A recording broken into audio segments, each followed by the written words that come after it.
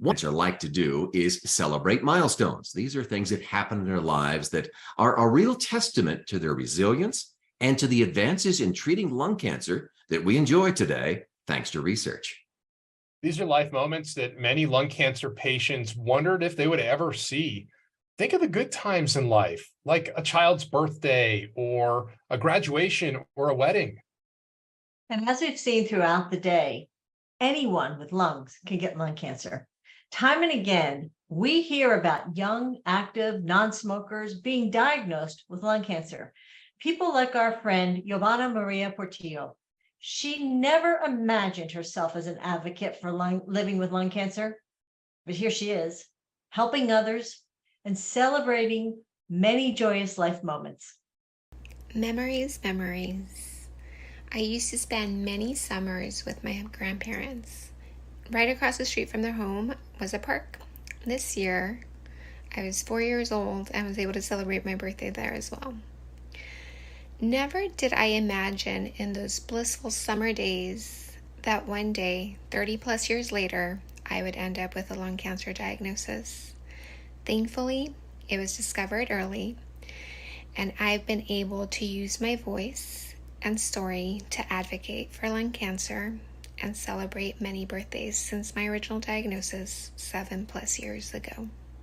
Yovana is a wonderful advocate for others living with lung cancer, as you can see. She's also been a guest on LCFA's Hope with Answers, Living with Lung Cancer podcast episodes. She's also put her Spanish to use, being a guest on the Spanish version of the Hope with Answers podcast series as well. LCFA's Hope with Answers podcasts cover a myriad of topics for people living with lung cancer. So to learn more, go to lcfamerica.org.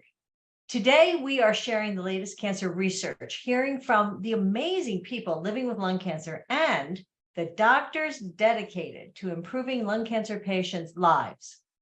One of those doctors is Dr. David Carbone. He's a professor of internal medicine at Ohio State University. And he is quick to tell you that science has really transformed the way we treat lung cancer. But as anyone who has been diagnosed with cancer can tell you, understanding that science can be tricky. So the CEO of Lung Cancer Foundation of America, Jim Baranski, sat down with Dr. Carbone recently to ask a very simple question. What is cancer?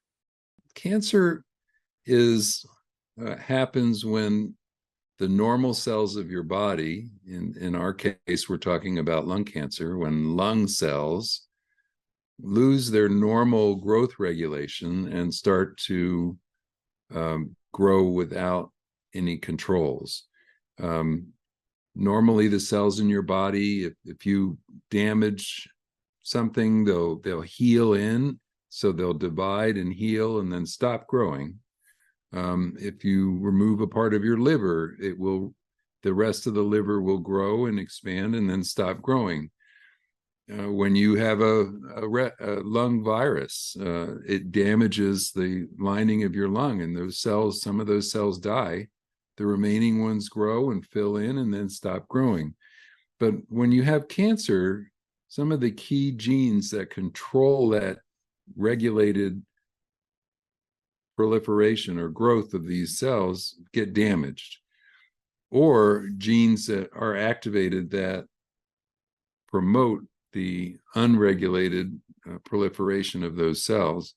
And so these cells just keep dividing and keep dividing and keep dividing. And then one of the things that often happens, especially in lung cancer, is these cells not only grow in place, but single or groups of cells break off and go through the circulation or the lymph system and spread to other parts of the body. And that causes these unregulated cells to form what we call metastases. So I know I'm oversimplifying this, but basically it sounds like cancer is us. Right?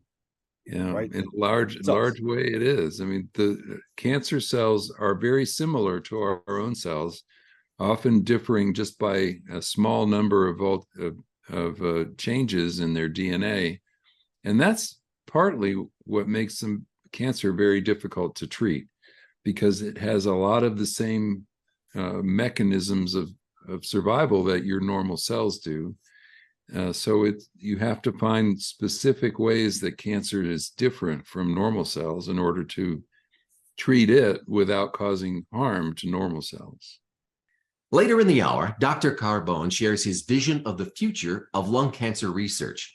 And if anyone has an inkling of what might be to come, it would be him. He has spent more than 35 years of his life studying lung cancer.